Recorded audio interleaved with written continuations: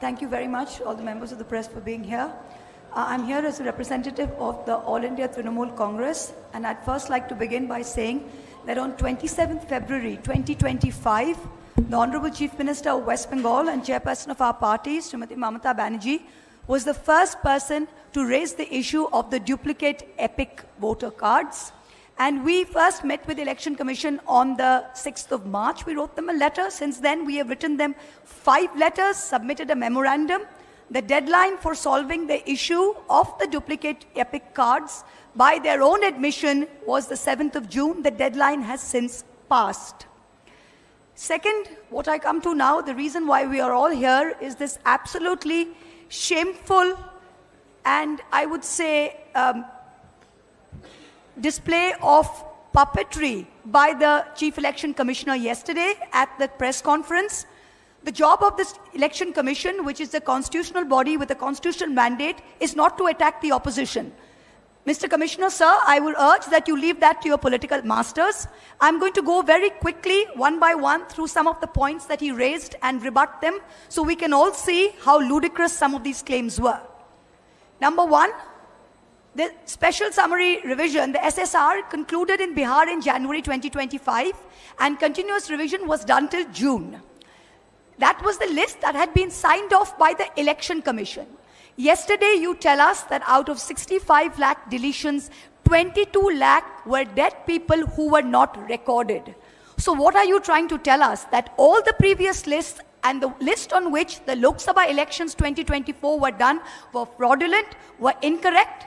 If that is indeed the case, then all of your election commissioners, your entire election commission, current and previous years, should be prosecuted, and this current Lok Sabha, which is based on fraudulent election lists, should be dissolved immediately. Because the credibility of the people's mandate and the legitimacy of this government is at stake. That's the first thing. The second thing, the election commissioner is going on asking the opposition for affidavits. What is an affidavit? Please understand, you can do a suo motu inquiry when someone raises an objection if your intentions are bona fide. We are only pointing out flaws in your own documents. Are you asking us to authenticate your own documents by an affidavit? These are your documents that have flaws by your own admission. You yourself said that 22 lakh people were there and they were not put on record, so that is a flaw. Can you, Mr. Chief Election Commissioner, put on affidavit that this list of 65 lakh deletions are correct?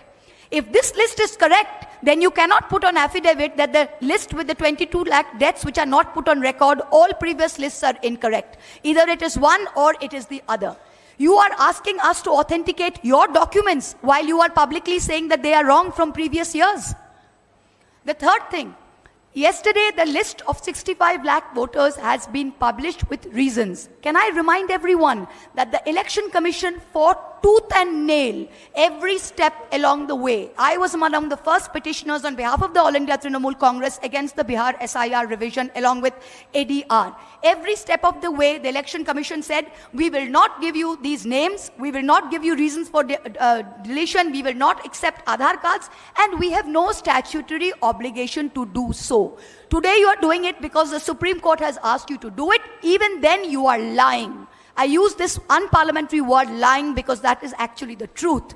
You come out and you say that there is a Supreme Court judgment which says it cannot be machine readable.